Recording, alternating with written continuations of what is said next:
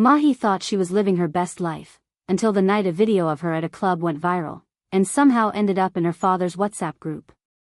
That night had been chaotic: neon lights, pounding trap music, bodies dancing close, and endless laughter. Mahi barely remembered half of it. She wore the red dress Jessica insisted she borrow, the one that turned heads and left little to the imagination. She danced with David, posed for pictures, and took a shot of something electric blue that made her world spin. By morning, her phone wouldn't stop buzzing. "Girl, you're trending. Check Gossip Gum fast." Still groggy, Mahi clicked the link. A blurry video loaded, flashing lights, heavy bass, chaos, but clear enough to recognize herself, laughing, twirling, dancing in that red dress. In the background, Jessica sprayed a bottle like a champagne queen. Worst of all, David's hand was far too low on her back. Her mouth went dry. Thousands of views. Hundreds of comments. Pastor Pekin Day groove like this? See weddin' church girl day do behind closed doors.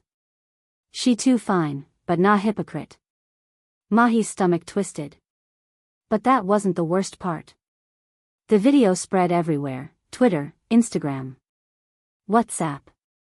And that's how it landed in Faithful Fathers Fellowship, where her father, Pastor James, was a silent member. He saw it at 3:42 p.m., after returning from a hospital prayer visit. Sitting on the sofa, he removed his collar, checked the messages, and saw the thumbnail. He didn't flinch. He tapped, watched, paused, rewound, watched again. His daughter, his Mahi, the same voice that led worship with angelic grace, now grinding in a smoky club, laughter spilling from her lips. He didn't call her. Didn't yell. Just placed the phone on the table and whispered, "God, please, not my daughter." That night, nothing seemed off. Her dad still greeted her, her mom kissed her cheek, and they ate jollof rice with grilled chicken like always. But the silence screamed. Her father avoided eye contact. Her mother stared too long, like she didn't recognize her child anymore. By the third day, Mahi was sweating in her own skin. "You're not going back to choir, right?" Jessica asked, lounging in their Airbnb suite. "After that video? Girl, your cover's blown." Mahi sighed. "It's not that simple." "You're too fine for all this guilt nonsense," Jessica chuckled, handing her a chilled glass of rose. "Come on, you've already sinned. Might as well enjoy the pleasure too." But Mahi didn't laugh. Jessica leaned in. "You know David's obsessed, right? He's threatening any guy who even breathes near you." Mahi frowned. "He what?" Jessica pulled out her phone. The messages were disturbing. "She's mine. I made her. Touch her, and I'll ruin you." Mahi's heart dropped. 30 missed calls from David. The next day, he appeared at her door uninvited, holding a small box. "For you," he smiled. "To protect you." Inside, a delicate gold necklace. "It has a tracker," he whispered. "So I'll always know you're safe." Her smile froze. "You trust me, right?" She nodded. But her chest was tight. Still, her father said nothing. He fasted. Prayed. Anointed her room while she slept, waiting for her to confess. But Mahi said nothing. Until one night, a message came. "Unknown, nice pics at the hotel.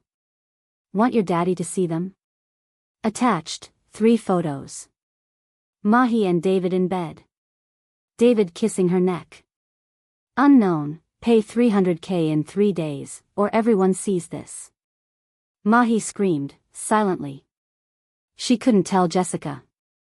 Couldn't tell David. Couldn't tell her parents. That night, her mother Medi crept into her room, picked up her unlocked phone, and saw it all: the texts, the photos, the blackmail. Tears streamed down her face as she handed the phone to Pastor James in the living room. He read. Stared. Closed his eyes. Mahi tiptoed in around 2:12 a.m., red heels in hand, wig in her purse. She froze. Living room lights on. Her father sat still, Bible on his lap, phone in hand. Her mother stood beside him, arms folded. On the TV, the paused image of her at the club. The red dress. David's hand. "Is this who you've become?"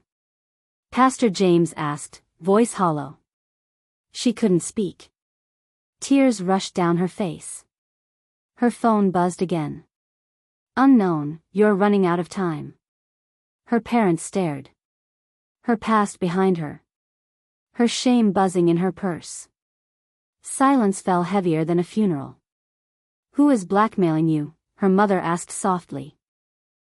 Mahi's eyes widened. "You saw?" Pastor James nodded. "We know everything."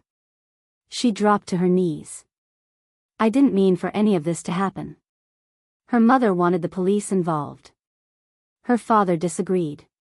"Let's fix this in our home." But Mahi was drowning.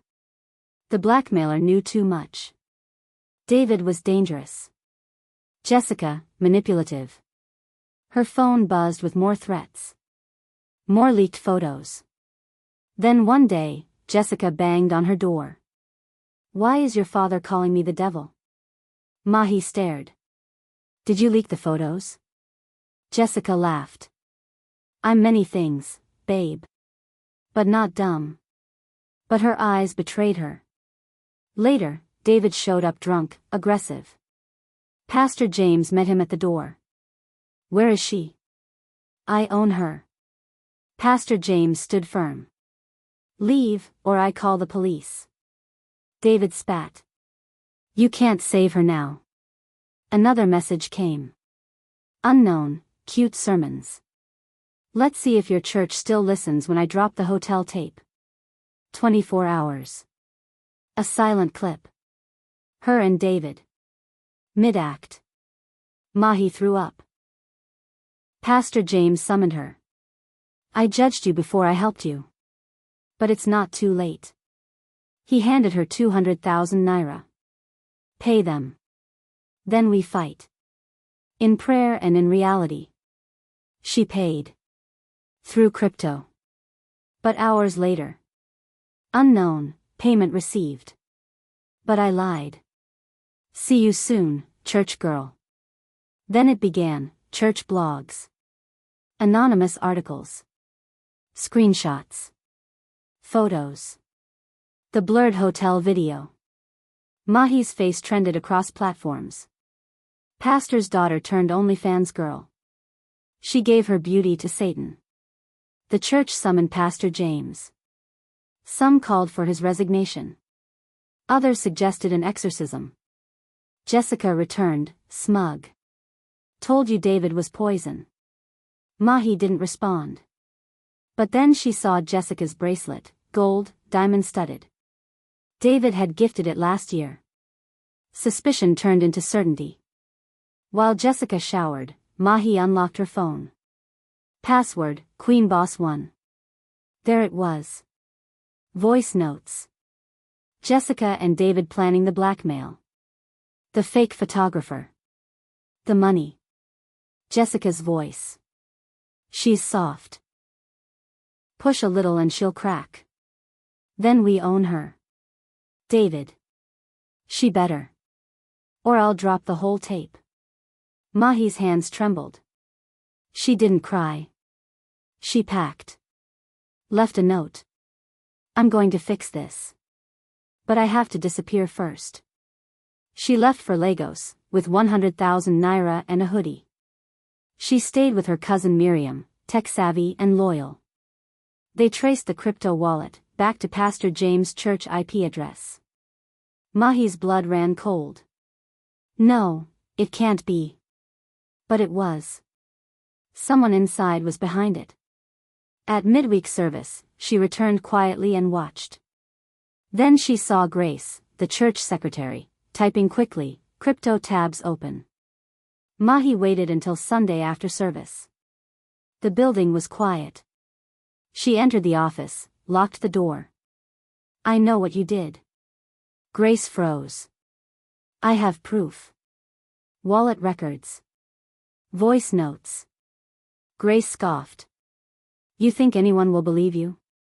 Mahi stepped forward. They'll believe what I show them. Grace laughed bitterly. This isn't about you. Your daddy's no saint. She opened a drawer, files, photos, burner phones. A folder marked DJ, David